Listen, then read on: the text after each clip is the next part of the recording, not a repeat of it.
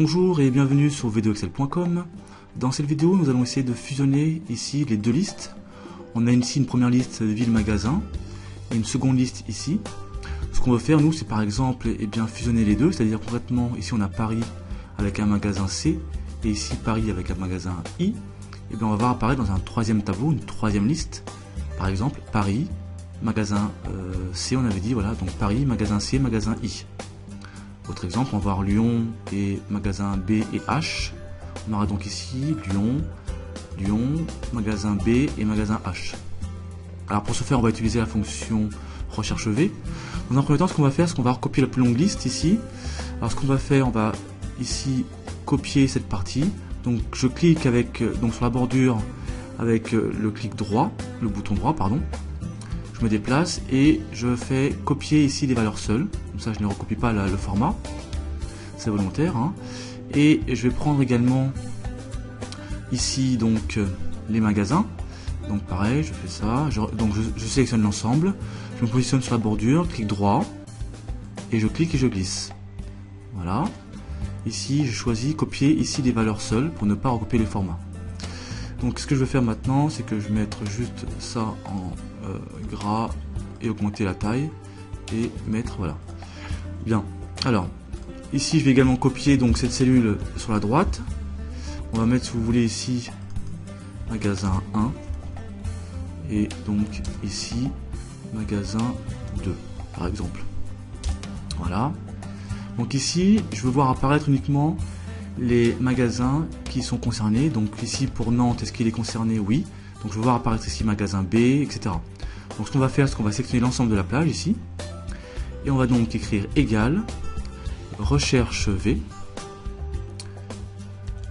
Donc cette fonction permet de retrouver un élément au sein d'un tableau en indiquant le numéro de la colonne. Donc on va voir comment.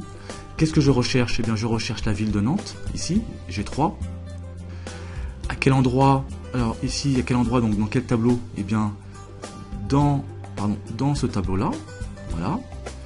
Et comme ma formule va être recopiée vers le bas, il faut que je, ici, fige mon tableau. Donc touche de fonction F4, voilà, pour ajouter des dollars. Argument suivant, la colonne. Qu'est-ce que je souhaite avoir ici comme élément? Eh bien, c'est le nom du magasin. Le nom du magasin se trouve dans ma deuxième colonne ici. 1, 2, donc j'indique 2.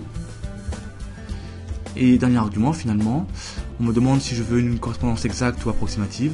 Bien entendu, je veux une correspondance exacte, donc j'indique ou bien faux ou alors 0. Donc je vais indiquer 0. Je fais la parenthèse, contrôle entrée. Et j'ai bien ici donc magasin B pour Nantes, qui est donc Nantes ici et magasin B, donc tout va bien. Ici par exemple Marseille, on a F et C. Donc Marseille, on a bien F ici et C ici. Par contre, j'ai des diésénas que je peux supprimer de différentes manières. On aurait pu par exemple ici dans la formule indiquer si erreur, si donc la fonction recherche V occasionne une erreur, on aurait pu mettre un blanc ou du texte ou un petit tiret, peu importe.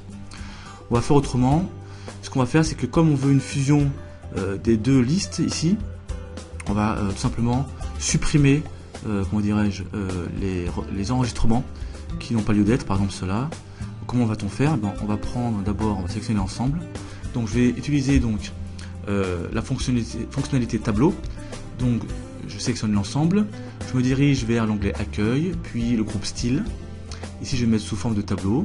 Je vais prendre celui-ci par exemple. Je valide par OK parce que mon tableau comporte des en-têtes. Je confirme. Voilà. Je vais ici filtrer grâce au filtre que nous avons ici. Hop, voilà. Et je vais donc décocher diésena afin de ne plus les voir. Voilà. Maintenant, j'ai bien une synthèse des deux tableaux avec uniquement, comment dirais-je, les enregistrements nécessaires qui ont deux magasins. Parce que c'est ce qu'on souhaitait au départ. Alors, on peut, comment dirais-je, enregistrer, copier donc ces éléments-là sur un autre tableau ou sur une autre feuille. C'est l'avantage des filtres en 2007. On peut très bien ici copier et se mettre ici coller. Voilà. Et je ne suis plus donc dans un tableau avec des filtres. Alors bien entendu, on ne peut pas le mettre en dessous parce que sinon ça pourrait gêner le tableau du dessus. On va mettre ce tableau là donc sur une autre feuille. C'est juste pour vous montrer que l'on peut copier-coller des éléments sans prendre en compte les lignes que nous ne voyons pas à l'écran. Concrètement, dans ce tableau, on a ici par exemple la ligne 6 qui est entre les deux, ici, la ligne 7 qui n'est pas recopiée. Voilà pourquoi je voulais vous montrer qu'on pouvait très bien copier-coller les éléments d'une liste filtrée dans 2007 sans recopier comment dirais-je, eh bien, les lignes qu'on voit pas à l'écran. Voilà. Cette vidéo est maintenant terminée, merci de l'avoir suivie, à très bientôt sur videoexcel.com.